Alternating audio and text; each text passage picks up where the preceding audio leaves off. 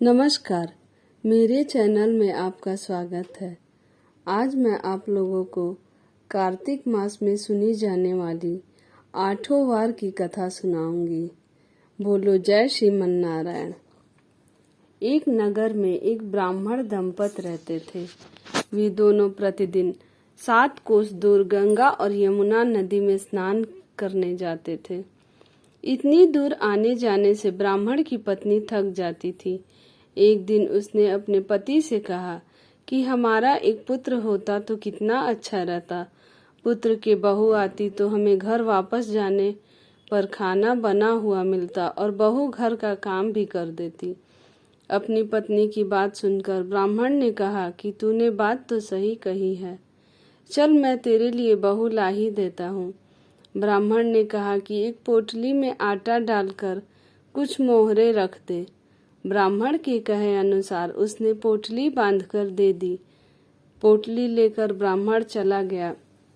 ब्राह्मण सफर के दौरान यमुना के किनारे बहुत ही सुंदर लड़कियां दिखाई दी। वे रेत में घर बनाकर खेल रही थीं। उनमें से एक लड़की ने कहा कि मैं अपना घर नहीं बिगाड़ूंगी, मुझे तो रहने के लिए ये घर चाहिए। लड़की की बात सुनकर ब्राह्मण मन ही मन सोचने लगा कि बहू बनाने के लिए यही लड़की उचित है। जब वह लड़की जाने लगी तो ब्राह्मण भी उसके पीछे पीछे उसके घर तक चला गया।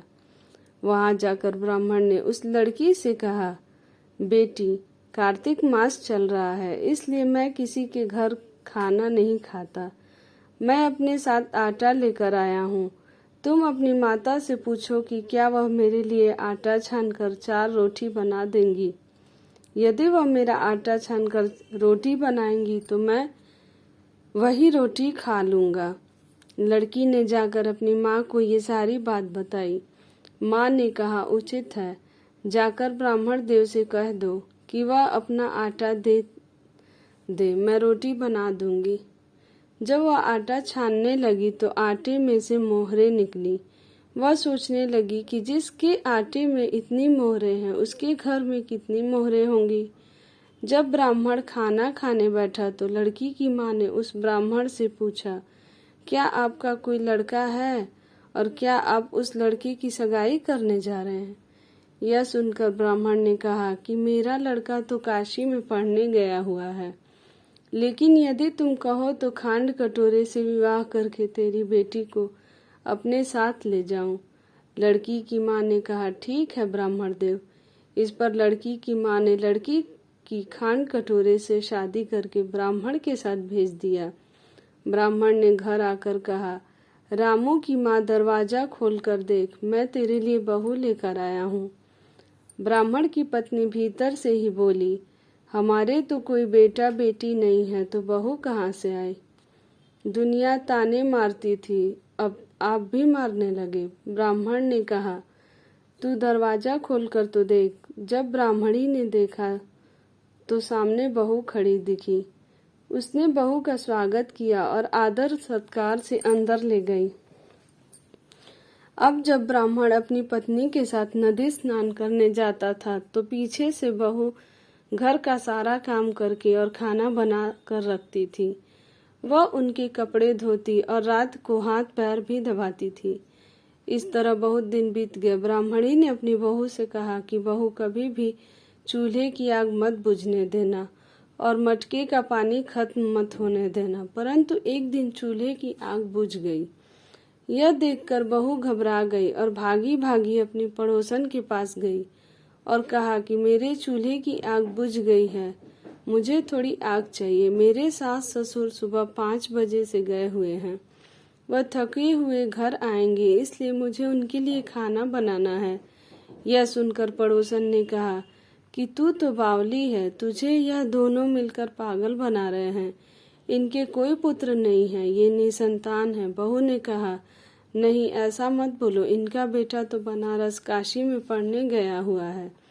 इस पर पड़ोसन ने कहा कि यह तुझे झूठ बोल कर लाए हैं, मेरी बात सच मान, इनके कोई बेटा नहीं है। अब बहू पड़ोसन की बातों में आ गई और कहने लगी कि आप ही बताओ मैं क्या करूं।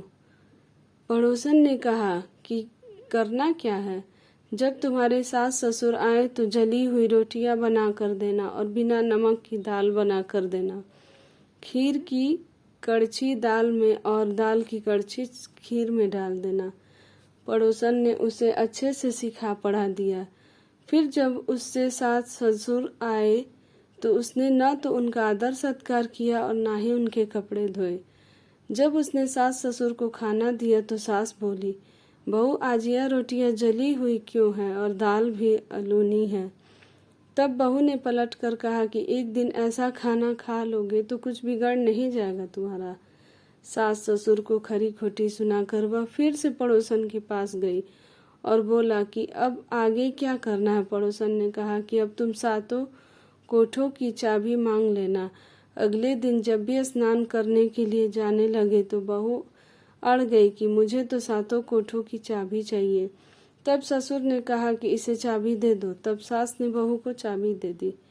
सास ससुर के जाने के बाद जब बहू ने दरवाजे खोले तो देखा कि किसी में अन्न भरा है, किसी में धन भरा और किसी कोठे में बर्तन पड़े हैं। जब उसने सबसे ऊपर का 7वां कोठा खोला तो देखा कि शिव जी, पार्वती माता, गणेश जी, लक्ष्मी माता जी, पीपल, पथवारी, कार्तिक के ठाकुर जी, राई, दामोदर, तुलसी जी का बिड़वा, गंगा, यमुना और 33 कोटि देवी देवता विराजमान हैं।